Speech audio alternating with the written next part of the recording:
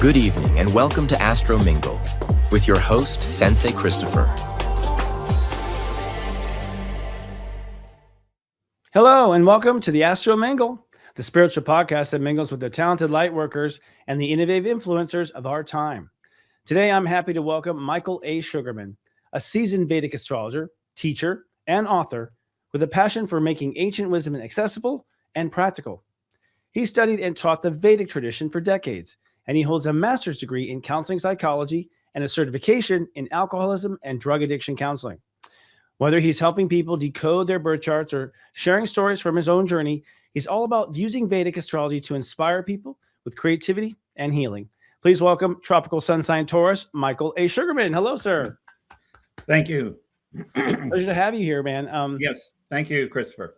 From my perspective, I've been doing, the other astrology now for almost 20 years this week. And for the whole time, it seems like there's a little bit of tension between Vedic and your astrology. And our astrology. And could you first start with the difference between the two, the primary difference, and explain it for people? Sure. And this comes up in a lot of readings. So it's something I'm not unused to discussing and always happy to bring it up. The Vedic system is based on the sidereal zodiac. The essential difference between the two systems is that Vedic astrology, as far back as it can be traced, thousands of years, has always incorporated the calculation that acknowledges the Earth wobbling on its axis. And this creates something called precession of the equinoxes.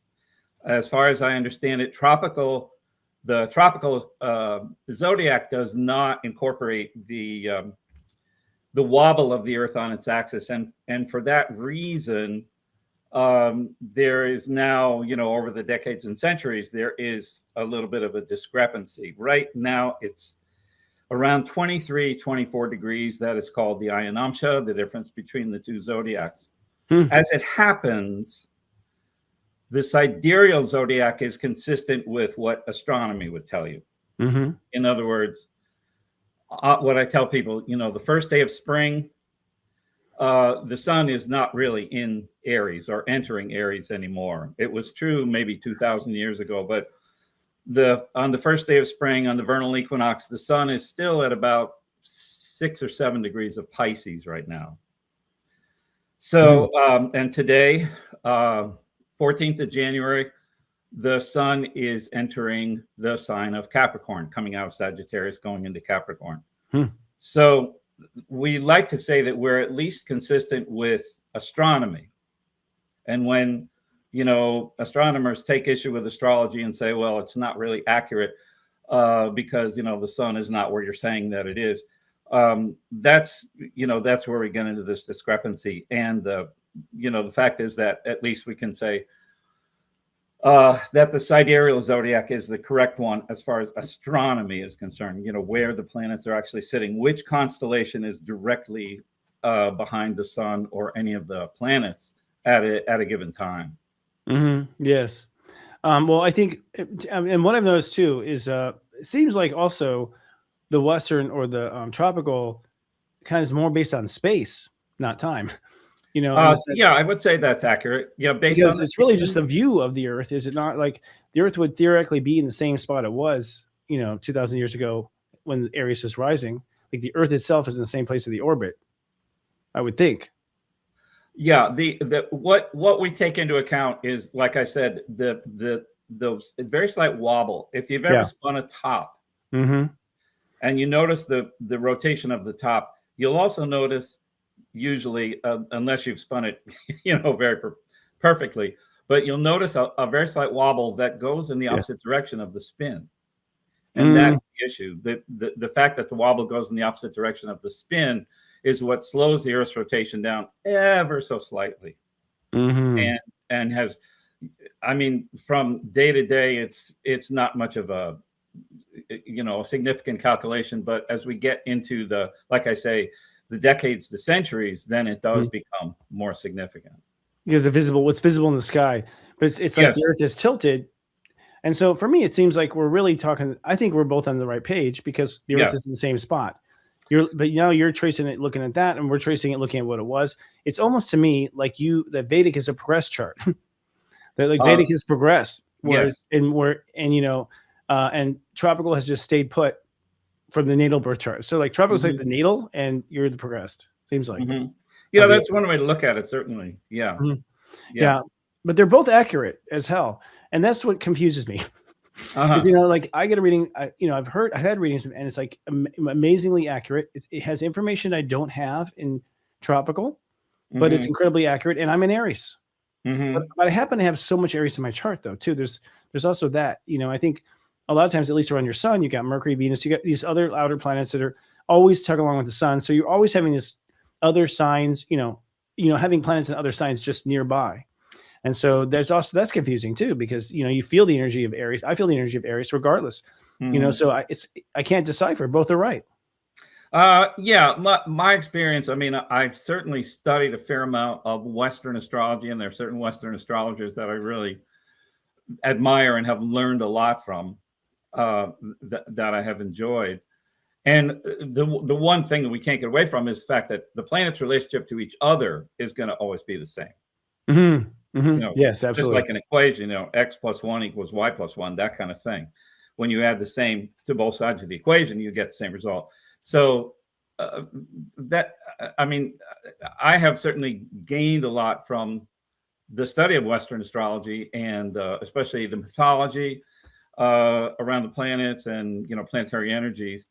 But at a very crucial time in my let's say my development as far as an astrologer, this is one of these things, and it's stories I like to tell once in a while. But I had a choice between studying with a Western astrologer or a Vedic astrologer, and suffice to say, the universe pushed me, not subtly, but very, very obviously pushed me in the direction of studying with the Vedic astrologer.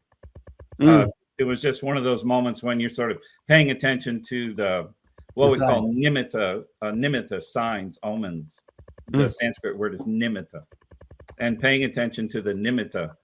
And I was very, very, I would even say not gently, but very decisively guided. Well, I don't know, have you had past life readings or not, but sometimes I find that quite often is that you had a past life in that region. And very possible. Your soul has studied it and known it, especially comes naturally to you. I know that I've had been a tropical astrologer in past life, and that was affirmed by a couple of psychics in different directions, different times, and possible they reformed each other, so, and I had a lot of knowledge that I couldn't explain. Some just understandings. So it's great that our souls build upon the wisdom, isn't it? It's like, wow, it's cool. And it gets better. And of course, then technology and, finds planets that weren't there. How does Vedic, deal with Pluto? Well, traditionally, in Vedic astrology, we honor only as far as the planets are visible. So the last visible planet is Saturn. Okay. Yeah. Uranus, Neptune, Pluto cannot be seen with the naked eye. Yeah. And certainly I would not dismiss the importance of, heavenly bodies a little further out in the solar system, but my training and, basically experience, I have not really used, and it was not trained, was not taught. I was taught in a very traditional model as far as the Vedic astrology that has come down through the centuries. I was taught in that model, and it did not include the outer planets. Now, that is not to say, I mean, I myself went through a period when the planet Neptune, at least looking at the mythology and the things that sort of happened in my life, some of what happened could be explained as a Neptune kind of experience. It seems in Vedic astrology that there's almost a religion behind it too. There's a lot of information that I don't know where it comes from, and it's not necessarily tied to the planets. Can you explain what that extra layer is? Well, I would say I probably would want to rephrase it as a spiritual tradition. Okay. And, Yeah. highlight the difference between spirituality and religion. Agreed on that. Forgive me on that one. Yeah. We're in Yeah. agreement. Yeah. And by the way, in Western astrology, I mean, people like Liz Green, Aaron Sullivan, lot of wonderful mythology in their writings and in their work. Like Greek and whatnot. Yeah. Yeah, Greek mythology. Isabel Hickey was one of my favorite astrologers. That's true. I see that for sure. So is that how it happened? You had Vedic astrologers who were just infusing their own cultural beliefs over the centuries, or? Well, you see, Vedic astrology is steeped in the Vedas. Right. And the Vedas are said to be the oldest record of human experience, going back thousands of years in an unbroken tradition in India. And the Vedas are full of mythology, full of stories. Okay. And, to complicate this a little bit, Vedic astrology actually was, the Vedas are said to have been cognized and not composed. And cognition, of course, is what we would call this sort of spontaneous internal download. Okay. There's a beautiful story about Ganesh and the whole aspect of cognition. In any case, like any culture, Vedic culture is full of wonderful mythology. Okay. And a lot of the mythology that comes out of the Vedas, it's in stories like the Mahabharata, the Ramayana, stories like that. But one of the best sources of mythology in Vedic astrology is that we actually subdivide the constellations. And though the subdivisions are called nakshatra. Okay. Yeah. So there are 12 constellations, but within those 12 constellations, there are 27 nakshatras. Within the constellation? Yes. So within one sign is divided into 27, even though the sign itself is 29, 30 degrees? Each sign is divided into roughly 2.25. So that there, across the whole zodiac, there are 27 of these constellations. Oh, okay. Two per. Yeah. Any recognition to the decans that have unfolded? I mean, in Western. Yes, absolutely. There's a lot of overlap with what we call drekanas, or sometimes they're called dreshkona. Drekanas would be a third of a sign, 10 degrees of the sign. Okay. So Western adopted that part. I'm sorry? So I think Western, tropical adopted that aspect to some degree. Yeah. Yeah. Within each sign, as I say, it's roughly 2.25 of these slices. So if you think the zodiac is 360 degrees, within that 360 degrees, you take 27 slices. Each slice is going to be 13 degrees, 20 minutes. And when you multiply 13 degrees, 20 times 27, you get the 360. So is there any I'm sorry? No, just the 13 stood out just now. And I was wondering, is there any numerology also embedded in the sense of the cosmic of 13 or things like that? That's an interesting number to divide things by. Yeah, I think it more has to do actually with the number 9. Oh, really? Is there a prophecy of 9? Well, there are 3 sets of 9 nakshatras. 3 times 9 being 27. So, because there are 9 in the Vedic system, there are 9 heavenly bodies, which are called graha. That is the Sanskrit. Graha. The word graha is actually the root of the word to grip or grasp or seize. To grip, grab, graha. And what they seize from birth is our karma. Okay.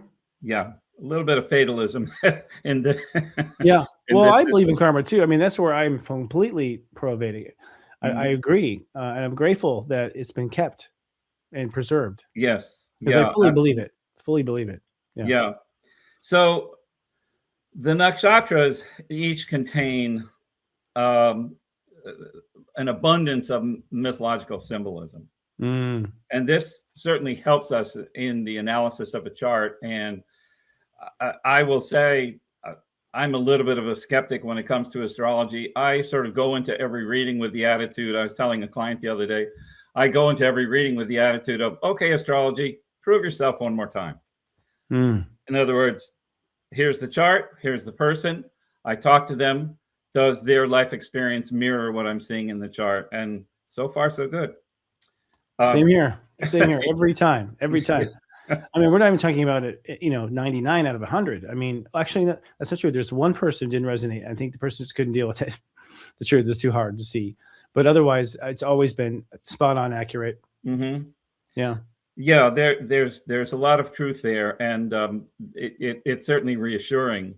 And of course, it brings up the question of fate versus free will, and all those bigger questions. But to just sort of complete the understanding of the nakshatras, there are 27 of them, and the mythology in the nakshatras pretty much, I say, well encompasses, I don't know if I should say all, but most aspects of human experience. What do you mean? Like from marriages, like the houses of Western or of a tropical, it's like marriage and partnership, the things. Well, there are nakshatras that favor marriage. There are nakshatras that don't. There are nakshatras that favor wealth. There are nakshatras that make wealth a little more difficult. There are nakshatras that favor, let's say, prominence and success. And there are nakshatras that maybe don't offer quite that much. Are they next to each other? The ones that, like the marriage, good marriage, bad marriage, are they close to each other? Or they could be. There can be some proximity. There's certainly a difference. Let's just say, given the fact that they're each 13 degrees 20 minutes, let's say if you have a planet at 12 degrees of Aries, it's going to behave somewhat differently from the planet at 14 degrees of Aries. Yes. Because the boundary there is at 13 degrees 20. So this is for me, one of the most fascinating aspects and tools when we look at how Vedic astrology operates and what it has to offer. One of my teachers used to like to say that the nakshatras are the DNA of the chart. I wouldn't doubt that, considering they were around when probably DNA was altered. You know what I mean? By aliens, whatever. Yeah, to me, I've noticed. I mean, I've gotten a great reading from people dropping wax in water. You know what I mean? Like, it seems like God creation energy is everywhere, and it feels like God creation energy, whatever you call it, it's called in the Vedic system, seems to be that the entire wholeness of that being is in every part of that being. Like, I feel like you can get a reading from a skin cell. You could probably get our entire being seems to be in everything. So I feel like you study the stars. I'm sure they came up with patterns that are absolutely accurate on both sides, whether you're looking at from this hemisphere or that hemisphere. Now does their system go back to Mesopotamia and that study? Because are they different originals? They come from different original sources, right? Vedic and tropical. Yeah, Vedic astrology comes out of India. Yeah, 100%. Okay. India was, however, invaded by Greeks and Arabs from the north. Yep. Who brought in some of those influences, what we call the Tajika influences into the Indian understanding of astrology. I think probably the Greek and Arab influences were the ones that actually delineated the 12 constellations, where the Vedic system had already been operating out of the 27 nakshatras. So, the Indian astrologers incorporated that into their way of viewing it. Arabic astrologers had a huge impact on astrology, and it's like you don't hear their voice per se now, but it really transformed tropical considerably. Their calculations, their part of fortunes, like all that. It's just all these. It seems like if you just sit there and study it, and there's a lot of intelligence maybe undiscovered in astrology, because it's just someone hasn't noticed the patterns, because the patterns are there. Yeah, I consider that a very wise way to look at it. Very sage. I mean, my experience with any chart or any aspect of astrology, it keeps pulling you deeper, and that's one of the attractions for me. You'll never finish studying it. No, that's right. Never. And I look at colleagues and I'm like, God, I wish. That's why I appreciate all astrologers, because I know you're not studying what I am studying. And I know vice versa. And so I know we have a great conversation, you know what I mean, when we talk, because it's nothing but exchange of ideas. I don't feel any competition with an astrologer ever, because they're all noticing, they're drawing also patterns of clients. Right. And so they're becoming specialists. And for instance, we'll talk about this with some of your work in the future, where you've dealt with alcoholism and addiction. That's fascinating to me. I want to talk about that. We'll wrap up with these questions here first, in the sense of the Vedic astrology verses. Can Vedic astrology predict like major life changes or events like we have pushed with Western or tropical? Because in tropical, it's like we have sensationalized a lot of things by predictions. Yeah, absolutely. I mean, if it's not practical, it's of no value. So, okay. I mean, occasionally I'll get a request for a reading where someone wants to know, what is my dharma, my purpose in life, and how can I improve myself in certain ways. But I'd say by and large, what people want to know is money, career, money, love, relationships, children, a lot of family concerns. I do a lot of reassuring of parents who are worried about a teenage kid these days. I mean, it can't be easy raising a teenager nowadays. So we look at a lot of young people's charts, try to, find the strength, find where there's maybe vulnerability or what has to be attended to in the chart.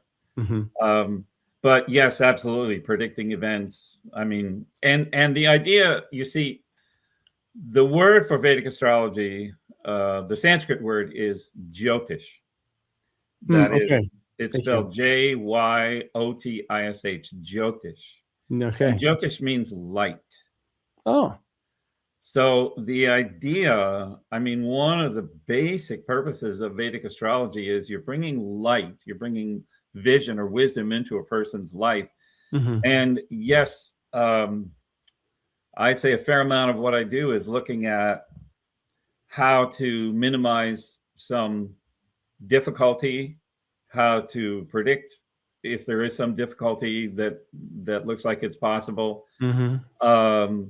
And yes, very much predicting events, marriage, divorce, change of job, change of residence, kid going off to college, kid taking a year off from college. I mean, I mean, yeah, pretty much. I can't think of a human life situation that I haven't encountered, and one of the reasons that I'm still doing readings, as opposed to a lot of my peers who are teaching and writing. I'm doing some writing, of course, but I haven't taken that step over into full-time teaching because, and I've thought about this a lot, but I think it's because I really, really like the individual stories. Me too. And how those stories, in common. Yeah. I went to film school to be a storyteller. Oh, did you? Great. And I ended up, segueing into astrology because it was like I thought a good video on the web. I was like, oh, that'd be good. Video horoscopes. Who's done that before? So I was going into it very shallow at first. But then once I got started into, I couldn't believe the stories, that such human stories, to the point where I wanted, write a chart for characters in film. Because if I just just threw some planets down, it would just write itself, as far as what's going on.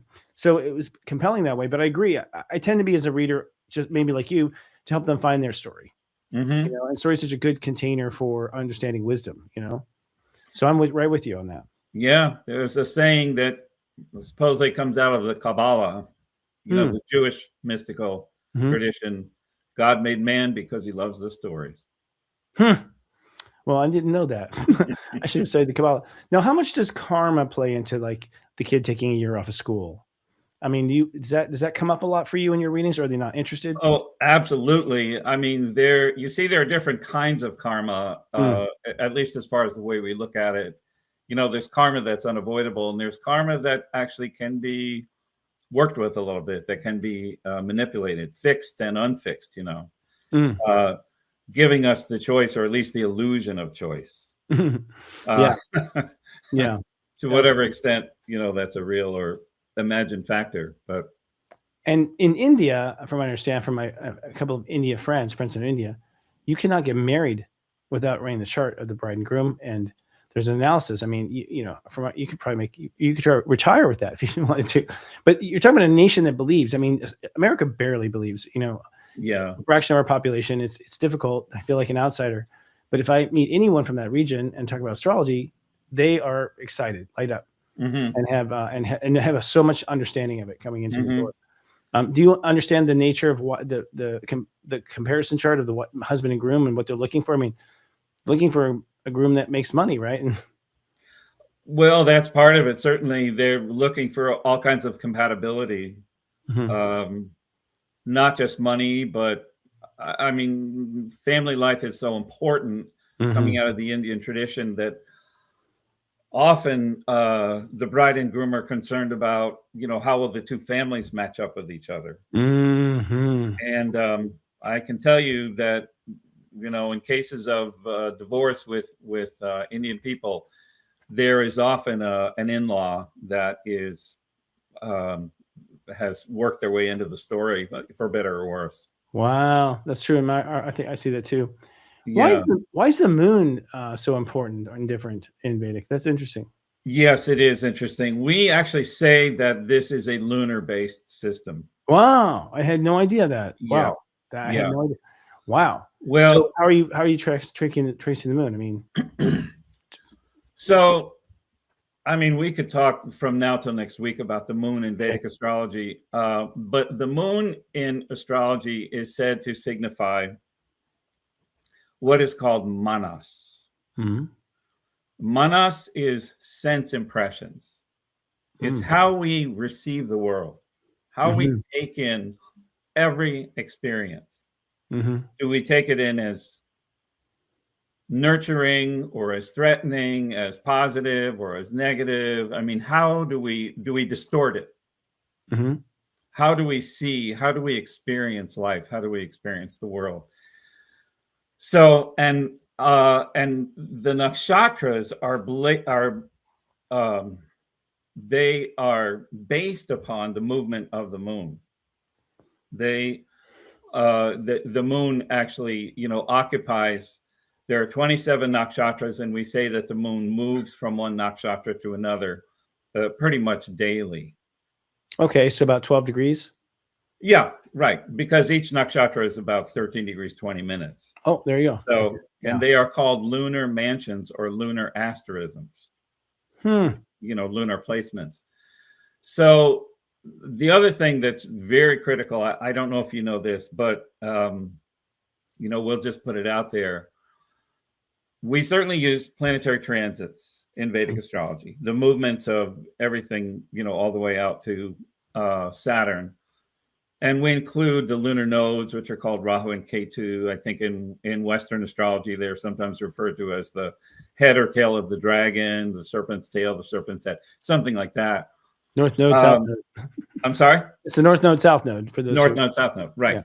Yeah. But based on the placement of the moon at birth, the exact placement of the moon at birth, where the moon is located when we're born, the nakshatra that the moon is in, that determines a system of planetary periods as we go through life. Oh, you're right. We could talk forever on this topic. Yeah. So wow, that's interesting. So you're basically progressing by watching, by watching a moon-based system. Yeah, you want to always get the precise birth time, but once you have that, you say, okay, so the moon is at 20 degrees of the sign of Taurus. Well, that is a certain nakshatra, and that will start a sequence of planetary periods that runs the entire life from the moment of birth till death. That's fascinating. And I'm just curious, what does 20 degrees Taurus mean? 20 degrees of Taurus is Rohini nakshatra. It's a placement for growth, abundance, can be farming, can also be the creative arts. I had the same interpretation. Okay. From 20 and above. I mean, from my observations and also things I discovered. Yeah. So see, guys, it's the same. We're looking at the same stuff. It's not always this clean, but yeah. Right. Right. That's amazing. So, Yeah. So at any moment, and this is one of the, sort of the foundation of any reading, at any moment, we are all running, whether we know it or not, we're running a certain planetary period in our chart. So could be a planetary period of the sun, the moon, Mars, whatever, Rahu, Jupiter, whatever. There are 9 planetary periods that take 120 years to run the full extent. But within those 9 planetary periods, there will be sub-periods and sub-periods and sub, just down to, periods that may only last a few days or a week or something. So, yeah. And that is a very consistent, very reliable source of prediction. Yes. Yeah, I completely agree. And also just because you can see in your clients that they're always coming from this and going to that. And everyone coming from this and going to that always goes to this. Those lines that you cross, those imaginary equators, basically, in a way that over astrologers found. But because the planets circle in like the same pattern, different cycle, but they end up creating repeating cycles, repeating patterns over and over and over again.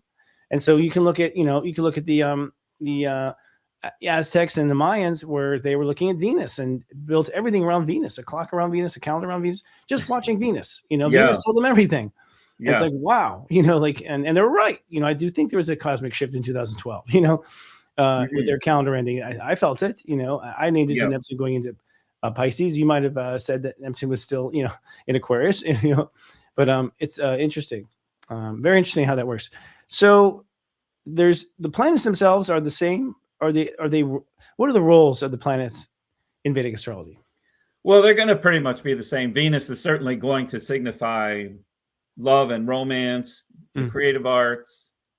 Every planet has, subtler meanings. I mean, the sun is going to represent government and authority, but the sun is also said to represent the Atma, the soul, or how the individual, I don't know if I want to say ego, but how the individual self sort of manifests the universal soul as it comes into an individual human nervous system. Wow. So that's wonderful knowledge. Yeah, the sun can be represented that way. And then, as I said, moon is certainly thought to be a little more feminine, although in some of the myths, moon is actually male, believe it or not, in Vedic astrology.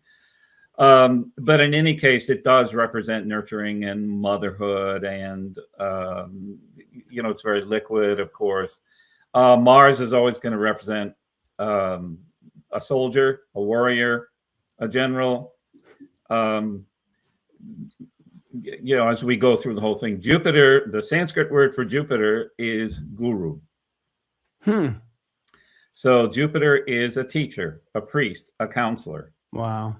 But, in mythology, Jupiter, in one very important myth, Jupiter thought he was the father of Mercury, and it turned out not to be the case. And okay. But he did adopt Mercury as his own. Oh, interesting. The moon actually turned out to be the father of Mercury. Interestingly enough.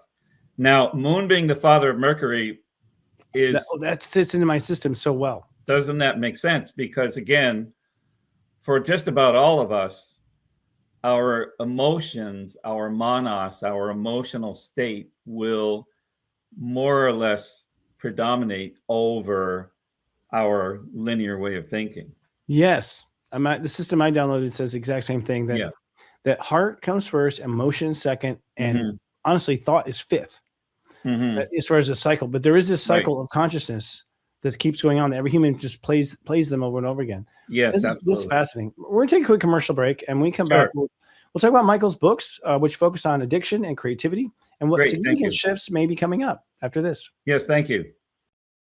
Serious Joy Academy is now offering gift certificates called Gifted Scholarships in 6-month, 9-month, and 1-year increments. This is the first time we've ever offered this. Serious Joy is the most accurate astrology service in the world. And now you can stun your loved ones with a spiritual mirror that helps them every day. Visit seriousjoy.academy to make your purchase at seriousjoy.academy. Available now. Welcome back. I'm here with Michael A. Sugarman, a long-term Vedic astrologer, teacher, and author. And Michael, you've written 3 highly acclaimed books: Addiction in the Vedic Astrology Chart, Creativity in the Vedic Astrology Chart, and The Wisdom of Astrology, 12 Guidelines. I'd love to hear about some of these big takeaways from these. And starting with addiction, that is compelling to me because that's a huge problem in the United States, right? Mm-hmm. That we haven't gotten our grips on at all. And I don't feel like, it's funny, there's a 12-step program, but there's not, astrology with 12 signs ever applied to it. What have you discovered? Well, I had a career in addiction treatment. Mm-hmm. And that career sort of ran simultaneously with my deepening of the pursuit of astrology. Mm-hmm. So I was, really doing 2 things at once. I was, studying lots of astrology, and but I was also working in the career in the profession of addiction treatment. And I happen to also be very interested in medical astrology. Wow, that's huge. And medical astrology in the Vedic system is a very rich tradition. There's a famous quote from Hippocrates, the father of modern medicine, said to be the father of modern medicine. Hippocratic Oath, yeah. Hippocratic Oath is what all doctors take when they become doctors. Mm. Hippocrates is reported to have said, "A doctor without knowledge of astrology cannot call him or herself a doctor." It's ironic. Yeah. So medical astrology makes so much sense, and in some ways it's a very, very logical aspect of astrology, where you can pretty much identify, body parts, organs, allergies, weaknesses, vulnerabilities in the chart, strengths in the chart. I mean, every aspect of medicine can be understood, as far as I'm concerned, through the astrology chart. And I was taught that. When I started seriously studying Vedic astrology, I began to wonder, how does addiction show up in the chart? And I got some interesting answers. I would ask, I'd be at a conference, okay, how do we see that the person is vulnerable to alcoholism or drug addiction or some other kind of addictive process? How do we see that in the chart? And I got some strange answers. I got answers like, well, we're going to look for moral weakness, bad morals. The person can't tell right from wrong. The person is weak-minded. They're not intelligent. I got answers like that. And of course, I had been schooled and trained and worked in the what we call the addiction, the medical model, the disease model of addiction. And those answers were not good enough for me. So I simply began collecting charts of folks that were alcoholic or drug addicted, charts of people that had, unfortunately, succumbed to their addiction. You have folks like Amy Winehouse and those kinds of folks. People that just cannot stop it. Right, succumb to it. But then I also collected charts of people who recovered, people in recovery from addiction, and I began to look for the patterns, just like what you said. That is a big theme in my life, and I think that's where I can resonate with you as far as just wanting to understand, okay, how does what's in the chart actually tie into what happens in the person's life? What is the pattern? Yeah. And as I began to study more and more charts of addiction, I began to pick up the consistent themes. Okay. And that's what I wrote about. My first book is about addiction in the astrology chart. Now, one pretty important thing that I discovered is what are called the Sarpa Drekana. Okay. Drekanas are 10 degrees. There are 3 Drekinas in each sign. There are 36 altogether. Yes. Okay. And in Vedic astrology, 5 of those Drekinas, so a total of 50 degrees. When they are activated, when they're occupied and activated, they're called Sarpa. Okay. What is Sarpa? Sarpa is the Vedic word, is the Sanskrit word for serpent. Okay. So it brings out the demon in you or the darkness. Yes. So I understand this. It's another cusp, basically, right? A smaller cusp, a subcusp. You're saying that there's every 10 degrees. Like, I don't understand where the 10 degrees come from. 10 degrees within a house, or every 10 degrees, or well, within a sign. So within a I can sign. tell So you there's where. 3. Yeah, I can tell you where the Sarpa Drekinas are. 0, 10, and 20. I imagine, maybe, or They are, yes. They always, the cusp is always 10 degrees, 20 degrees, or the end of the sign. Oh, really? Yeah. Okay. But the Sarpa Drekinas will be the last 20 degrees of Cancer. Mm-hmm. So not the first 10, but starting at 10 degrees of Cancer, and for the rest of the sign of Cancer. Yeah. Those are the emotional degrees. Right. The first 20 degrees of Scorpio. The first 20? Yes. That's fascinating. Yeah. The first 20 of Scorpio. Mm. And then the last 10 degrees of the sign of Pisces. Yeah. They're all in classic water. alcoholics. They're all classic alcoholics too. Yeah. They're all in water. Yeah. They fall into the emotion. They can't deal with the emotion, and they shut down. Yeah. That's right. Yeah. And so for each of those Drekinas, though, for each of those 10-degree zones, there's a little story. Oh. And somebody said, I think it was the astrologer James Kelleher, he likes to point out that the stories are a little bit like tarot. Mm. A woman who is, her feet are bound by a serpent, or, Mm-hmm. there's always in those, each of those 5 10-degree zones, there is a serpent. Mm-hmm. There is a snake. Yeah. A demon. And what do snakes do? They either bind their prey, they'll squeeze the life out of their prey, Mm-hmm. or they will poison their prey. Mm-hmm. But in any case, they tend to represent paralysis or an area of being trapped. Mm-hmm. Those particular Drekinas. And Makes so this sense. is something I got very interested in and saw very, very consistently in the charts of people that were addicted to drugs or alcohol. Not every chart, certainly. Mm-hmm. I also got very interested in the sign of Virgo, the 6th house of the chart, the 6th sign of the zodiac. Mm-hmm. The 6th house and the planet that rules the 6th house will often figure into addiction.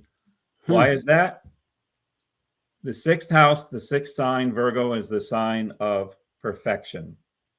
Oh, interesting. And every addict is trying to somehow perfect something about themselves or their life. In a way, and Virgo, of course, is repetition, doing something over and over again, trying to get it right. Mm-hmm. Mm-hmm. So those were some of the themes that led me to begin to collect the charts and then write the book. The book's not a big book. It's, there are several sections in the book, but it does sort of get onto the idea of what can make an individual vulnerable. Now, also, one thing I certainly, you can't study addiction without becoming aware of, let's say, not the native, not the person whose chart we're looking at, but did they grow up in a home where there was addiction? Mm-hmm. Or emotional neglect. Right. Yeah, right. Absolutely. And so how to see a father, a mother, a husband, a wife, a child, whatever, a boss who has been afflicted, with that particular illness. That's fascinating. Everything you said, I would say that Tropical agrees, or I agree. Mm-hmm. I myself have not steered away from tropical, but went down my own path within it and trailblazed my own path, and I've seen it, the same patterns. Those patterns are the same decans you're talking about. I've seen early Scorpio makes sense because I feel like they're learning boundaries in those early degrees. That makes sense. And which decan was it with Pisces? The last. Yeah, the one where they're facing God. Yeah. Yeah, to me, in tropical, that decan is where you're facing your relationship to God, and it seems like Pisces carry nothing but guilt and past life, drama and karma. So yeah, a lot of alcoholics there. Creative alcoholics, though, very creative. They can certainly be, yes. That's certainly true. I mean, there's plenty of overlap. I did write a book about creativity in the chart. I was just going to ask you that. Yeah. Are you also psychic? I mean, yeah, you're getting questions. Yeah. And I don't know if you've seen it, but the last chapter of the book is about filmmakers. I concentrated on 3 areas: music, dance, and film. You got me. I'm gonna have to buy your book now. Yeah, and so the filmmakers. I mean, I've always loved, film and it's the stories. The stories you're talking about. And the stories when they're well told. Yes. So in the film section, it was not just actors and actresses. I did bring in photographers and cinematographers and folks like that. Started with Ansel Adams. So. And this is creativity in the Vedic Astrology Chart. That's the title, right? Yes, exactly. That's great, man. I have it here. I can. Yay! Was there a house? I mean, I don't want to have you give it away, but yeah, I want the cheat sheet. Is there a house that, in particular, that is epicenter, or is it planetary? Give us a hint. Well, the house of the chart that represents the mind and consciousness and creativity is going to be the 5th house. Okay. Yeah. I mean, 5th house is the house of children, of course, and for many of us, children are the most important, most precious, the most divine creation you could ever do. Yeah, the most in divine. Our life. Totally. And it's Leo. Is it Leo for you then, the 5th house, or is it a different sign? No, it'll be the sign of Leo. Yeah. Okay, gotcha. Yeah. Okay, so the sun is the natural ruler of the 5th house. Yes, the sun. Yes, that is the center of everything, the center of all life. I mean, I agree. Wow, that's great. Yeah. So you've broken down the 5th house, huh? You've broken the code. Well, that's the 5th house is what I use. Now, the 3rd house, though, the 3rd house tends to be how we define ourselves. It's the house of, precious hobbies, the 3rd house. It's also Mercury. So it's like that little pea-sized planet is always fighting with the big sun. You know what I mean? And it can make or break a great idea. It can talk you out of it. It can destroy it. Yeah. Yes, exactly. Never wanders too far away from the sun either. I know it's a little shit, isn't it? Pardon my French, but it really is. And then it retrogrades. So it's an interesting thing. It's very interesting, the 3rd, 5th, connections, and how the mind can stomp on creativity and ruin it. If you're in the wrong environment. Yes, exactly. Yeah, so I did really enjoy writing the book and diving into. I mean, I'm a music lover and a musician myself, so. I wanted to kind of get away from the theme of addiction a little bit as far as where I was concentrating my energy. And there's an abundance of source nowadays for people's birth time. You may use Astro Databank. I use that quite a bit. And, as far as birth times of well-known folks. And so getting the chart set up, knowing, I even found a birth time for Wolfgang Amadeus Mozart. Really? Wow. Yeah. And, definitely reflects his experience and his genius and his creativity. So I just wanted to know a little bit more about, what it is that inspires a person. Why does somebody become a musician instead of a surgeon? Or a ditch digger or a truck driver? I mean, what is it that draws a person, pulls a person in the direction of expressing themselves creatively? One thing I've noticed is psychic ability. I believe these people channel. Ideas from the universe. They are great channels. They don't know where it comes from. Now there's a beautiful point that you have just made. Mozart has 3 planets in a location in the sign of Capricorn, which is called Shravana. Okay. Shravana, the prefix, the SHR, refers to the sense of hearing and the use of the ears. And it's a part of the sign of Capricorn. It's 13 degrees 20 there in the middle of the sign of Capricorn. And I have encountered charts where people they are visited, let's say, by certain sounds or sensations, that come to them auditorily. Hmm. It would be described as the experience of clairaudience. Okay. And is Now, it and so to just we're- tag on to what you just said, Christopher, the idea of an almost, a supernormal experience. I mean, we know the stories about Mozart, about how he, went to the Sistine Chapel and heard a piece of music. I think it may be featured in the movie, but heard a piece of music that the Pope had never permitted to be written down. Mozart goes back to the house or the room where he's staying, and he recreates the entire piece, note for note. Incredible. Yeah, just incredible. And he had 3 planets in this part of the zodiac, which is symbolized by the human ear and by the transmission of, information. Now, I have had folks with planets in that placement once in a while, not everybody, of course, but who have the gift of clairaudience. Huh. And what region is it? If you don't, I think you said It's between 10 and 23 degrees, 20 minutes of the sign of Capricorn. Okay, so to me, that is the boss that hears everything. It can certainly be. Yeah, no, I mean, like the one that just would go, how the hell does she know I was out, stuck out at lunch? That Capricorn, that Capricorn authority, they have that. They do have that extra listening skill. They do. My ex-wife has that. Yeah. Yeah. So funny stuff. Oh, wow, that's really compelling. You're into. I'm also a musician when I was a child.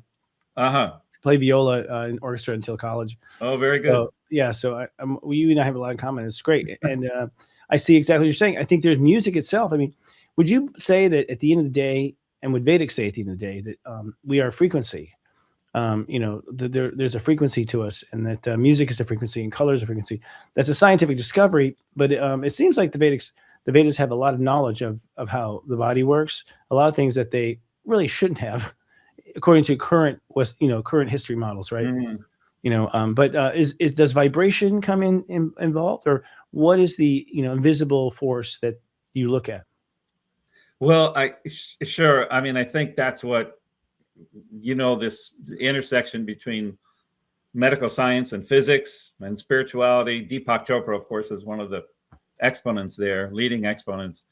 But that, yes, we're nothing. Most of our bodies is nothing but space, and that we all are vibrating at certain frequencies. And you see, that's the beautiful part of this. That my 3rd book that you mentioned, I'm about to send that off to the publisher, the Wisdom of Astrology. I do have a little bit of a section in there that brings into consideration how is it that these heavenly bodies hundreds of millions of miles away have an influence on us? Yes, that's a question I get all the time. Yeah. And to me, the answers begin to come through this understanding of what is cognition, what is available to us at the deepest, most subtle levels of the mind, and what the Vedas tell us, and also what one particular work called the Yoga Sutras of Patanjali tell us, which is that we all have within us a kind of a mini version, but an exact version of the solar system that is accessible to us at very subtle levels of consciousness. Yes, we're tied to it. We do vibrate at the same frequency. Now, let me add on to your model, sir. Sure, please. Someone recently said to me, because I'm always exploring too, I can't answer that question. And of course, anyone who's like a scientist or a scientist, that's what they put down. And I remind them that I studied science and they have not studied astrology. But I said, at the end of the day, I feel like the 100 million stars, I wonder, it's not this section of, it's not the lines we draw for a crab or whatever to the constellation. I feel like the 100 billion stars in that section of space are all brought, their light has reached us, and it is literally, and there are neutrinos. There are small little things that we don't know about. And I'm now of the school. My latest theory is that we're actually picking up the broadcast in the wisdom of the universe, which is our history of humankind, history of all creation. And it hits us, and then our planets will like shift its frequency or shift its tone, out of tune and in tune and things like that. And so these bombard us. And I would not doubt that they intersect the solar. To me, the solar system is the soul's system. It is clearly, and it tells you right there, everything revolves around the sun, the heart. Yes. The mind is the closest thing, like has the heart by its, the mind has the closest grasp to the heart. Creativity is next after that heart. And then you have the actual manifestation with feelings, zipping around it. It really does describe the human experience. Yeah, I agree with that entirely. I totally agree with that. There's no doubt a very solid, ancient, intuitive, mythological, archetypal reason why this certain part of the body is called the solar plexus. I know. Yes. At Yes. the bottom of the sternum. That's so interesting. Yeah. Now, is there evolution? So a big topic here in tropical is ascension, at least in the United States. I don't know. Ascension, the idea that we're all going to rise out of the body and live in our light body and no longer live in our flesh body. Is there anything like that in the Vedas or in the Vedic astrology that discusses the next stage of man? Well, yeah, absolutely. I mean, if I were to associate that with a house, the 12th house is said to represent the next stage beyond, and to a certain extent, the 12th sign. I mean, we could spend a lot of time talking about the last part of the sign of Pisces. We sure could. That Sarpa Drekana area. What happens there? And what its symbolism is and everything. But the other thing, there's one thing to say about Vedic astrology, which is very fundamental. As we know, there are, in any system of astrology, any system that uses 12 signs of the zodiac, there are 4 elements and 3 qualities, right? Fire, earth, air, water, cardinal, fixed, mutable. In the Vedic system, houses are one of the ways that houses are defined is according to 4 aims of life, called Purusharthas. And those 4 aims are Dharma, Artha, Kama, and Moksha. That is the Sanskrit. So I apologize for using the Sanskrit language. No. Dharma, of course, houses 159. That is purpose. 159. Okay, gotcha. Yes, houses purpose. 159 denote. I see that 100%. Yes, I agree.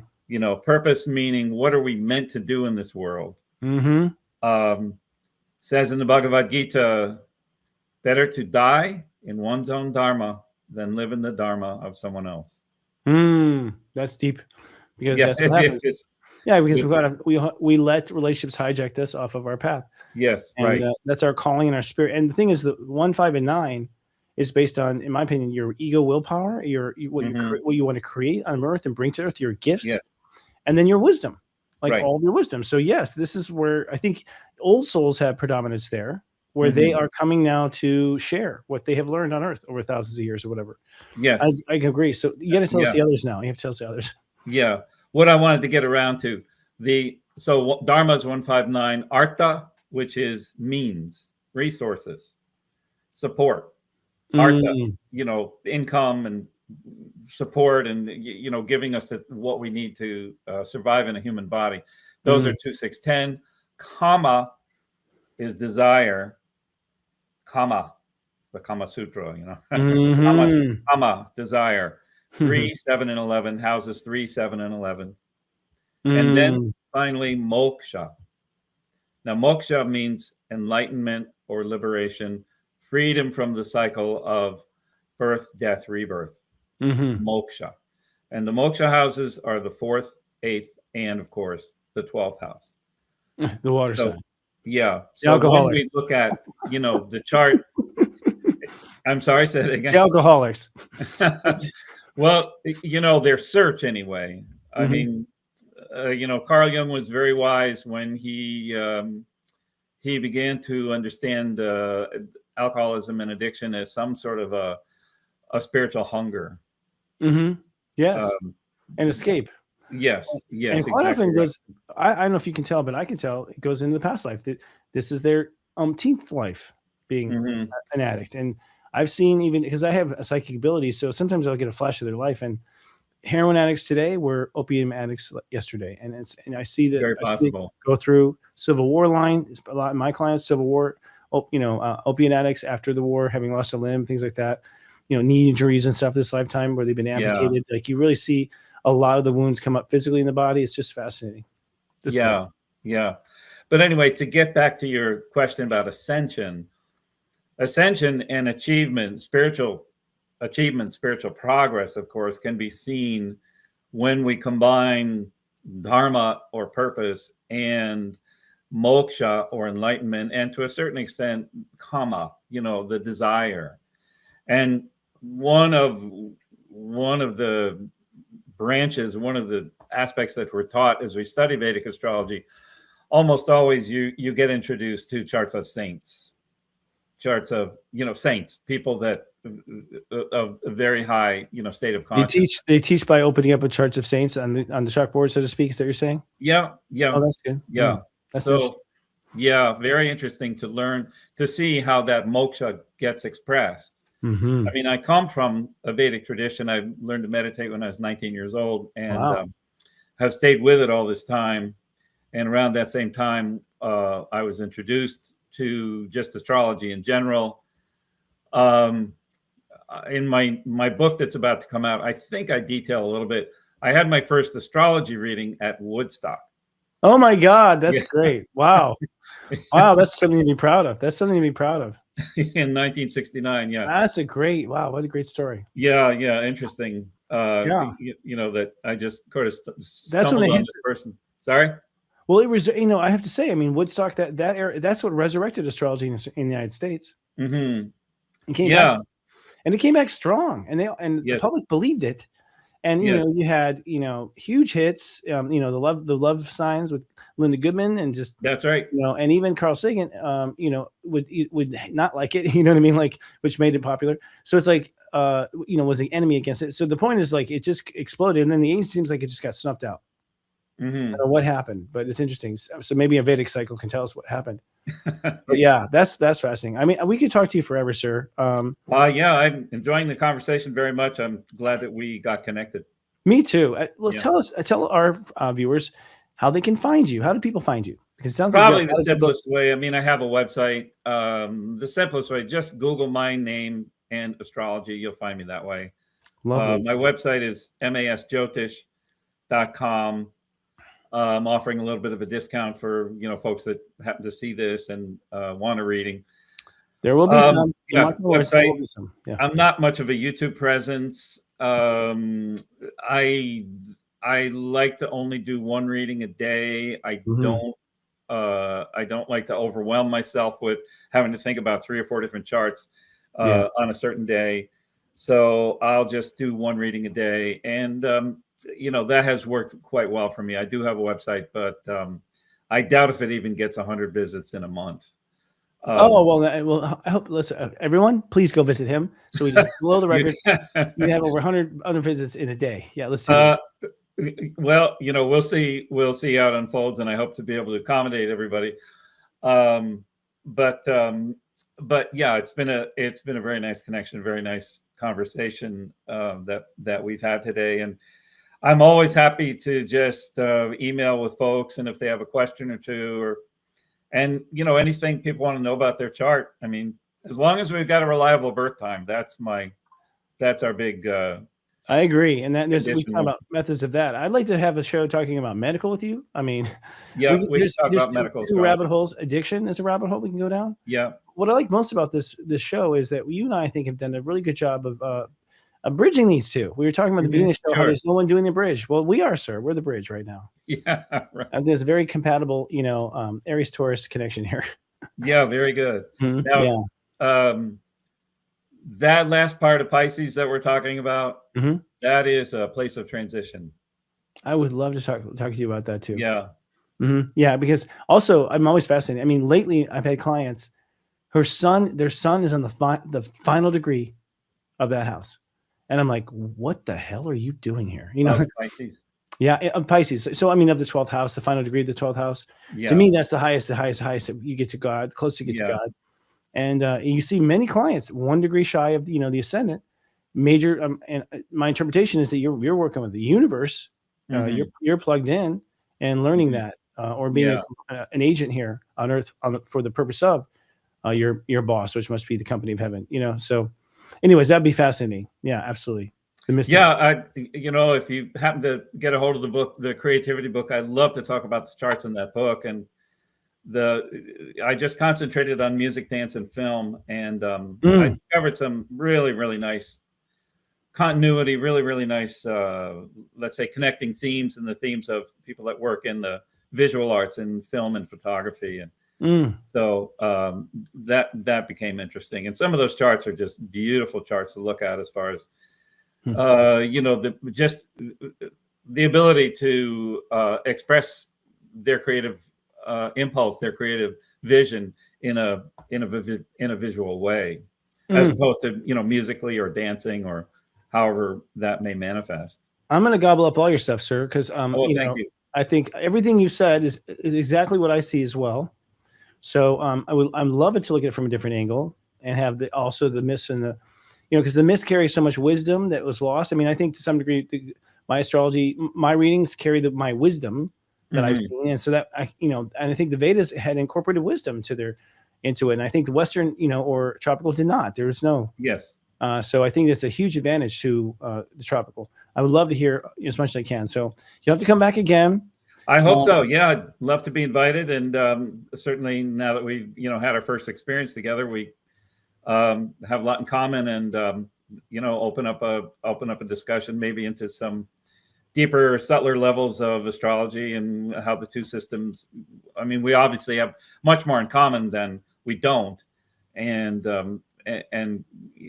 that's important for me to never overlook. Maybe we should be ambassadors. Like I said, there's a lot of fighting that goes on YouTube with comments between Vedas, and there's a lot of fighting, and like maybe you and I can just put a red phone between us and keep the two systems from going to war. You know what I mean? Yeah. Well, the thing is, there are certain Western astrologers. I mean, I think of Isabel Hickey, who has some wonderful books and very intuitive person. And I actually have heard stories of people who had readings with her, and she would tell people to the day, this is when your girlfriend is going to come back, or this is when you're going to move to a new residence, and completely accurate. I mean, how did she do that? So yeah, I think a psychic ability plays into it. Yeah. Personally. So, well, stay at backstage. And we'll chit chat a little bit more, you and I. Yeah, sure. Let me. I'll tell the audience we'll be back in a week. Thank you so much again for coming, sir. Yes, thank you, Chris. Wonderful experience today. Everyone, visit his website. Blow that record open. Be good. Thank you again. Thank you. Wow. Did you enjoy that? I enjoyed that. I thought that was amazing. So many bells going off for me, including the 13-degree thing. That, I'm a step astrologer. I love those numbers. And the 13 is a cosmic number for me. That's why I was asking those questions. But that's all we have today. We hope to see you both. Thank you for coming on our new night here in Astro Mingle. We find that it's doing better and that we're enjoying our little space here on Saturday nights. And don't forget, Namaste Today is also on Sundays. And we're so grateful to have you as a viewer. We'll see you next week. We love you.